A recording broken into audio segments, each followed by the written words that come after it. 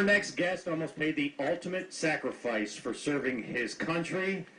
His vehicle was hit by a roadside bomb. He wasn't supposed to survive. He wasn't even supposed to walk. And eventually, our next guest is sitting right next to me. He obviously survived, and he's part of the Indian salute to the Marines by throwing out the first pitch. Joining us, Lance Corporal Brian Carpenter. Thank you so much for joining us. No problem. Thanks for having me. And first off, God bless you, and thank you for serving our country. Take us back to 2005, that moment when your vehicle was hit by the roadside bomb. 2006. 2006, I'm sorry. Sorry. I just remember driving over the bomb hole that was made for me. Back in Easter, I hit a bomb before, and then it wiped out the road. And then they dug a hole, put another bomb, driving over it. Put me in immediate coma as soon as I hit the bomb, and I woke up with a million injuries. Met President Bush, Ozzy Osbourne, Tom Selleck, Miss America, Miss Virginia. I got to meet a lot of celebrities after my Purple Heart ceremony when I woke up from my coma, and just been striving from there. Let's go back to the injuries. What kind of injuries did you sustain? I had a traumatic brain injury, broken 7 vertebrae, lower broken back, shattered my pelvis. I got a cut with emergency trachea, unseen on my neck, and they hit my artery on doing emergency trachea. And then shattered my right ankle. I have drop foot on my left foot, no use of my left foot. Internal bleeding. They found out that I just broke my bottom piece of my sternum, called the xiphoid process, and I had a hernia underneath that, and I had to cut that out, sew up the hernia from the internal bleeding cut, and I think that's the main ones. Right. I mean, just listening to all those injuries, it truly is a miracle that you're sitting here next to me talking to all of Northeast Ohio. When the doctors told you you couldn't walk, you're lucky to survive, what went through your head? Do you remember? Yes, I remember them telling me I'm probably never going to walk again. I was in a wheelchair for a while, and then worked my way up to forearm crutches, and they said I'm always going to need a cane or crutches or something, and of course I'm the Marine, got to have the thick head, like, you ain't going to tell me something I can't do, and I forced myself to walk, and here I am today. How long did it take you to recover to get to, at least just to start walking? It's about 6 months. I forced myself to walk. I dropped everything and forced myself to walk when I shouldn't have. I was still weak. I was down to 120 pounds when I woke up from my coma, so I had no muscle, no fat, no nothing on me, and I was very weak.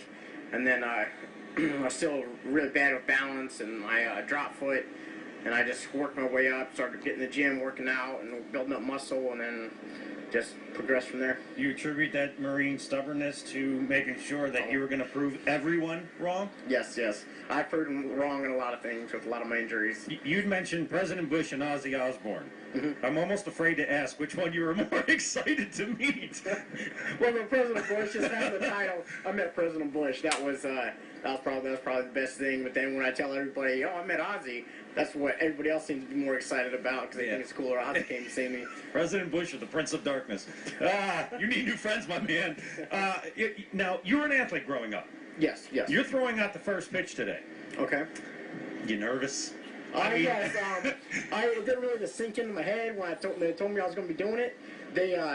And then now more time goes, more people started finding out. I'm getting a million texts, a million calls, a million messages on Facebook. Everybody's so excited, telling me it's their dream to do this thing, and I better not mess it up. I better not screw up the pitch. So now I'm kind of nervous. I'm really nervous. How long have you been practicing, or are you just going in with the thought process of, if I overthink it, I might not hit the plate? No, I've been practicing. My little brother, he had been taking me to the baseball field every day almost, and practicing pitching and stuff. And I think I got it down. Hopefully I don't mess it up. So what are you doing now? You obviously hit the gym once in a while. Yeah. Tell us what you're doing. So this story is just truly inspiring. Mm-hmm. I was with Nutter MMA in Medina. I was a trainer out there, and then they unfortunately they closed down. So I got into bodybuilding with my little brother. He's a bodybuilder, and do personal training. I'm a bouncer at Lux nightclub in Akron, and that's like my main thing right there is the bouncing thing. I love being the bouncer out there. And that's kind of what I do in the Wounded Warrior Project. Every time they got something coming up, I'm trying to get mixed in with all them and VA organizations and military working out pretty much. And that's a great organization to be a part of, and you are a true testament to what Marine stubbornness can really do for you. But God bless you again. Thank you for serving our country. We're so happy that you are here. We know you're going to throw a strike, right? I'm gonna hope so. All right. Or just be horrible and you can make SportsCenter. Yes. A little Baba Booey moment. All right. Well, if you are here at the game, make sure you applaud this man, salute this man. He almost gave the ultimate price. Thank you so much.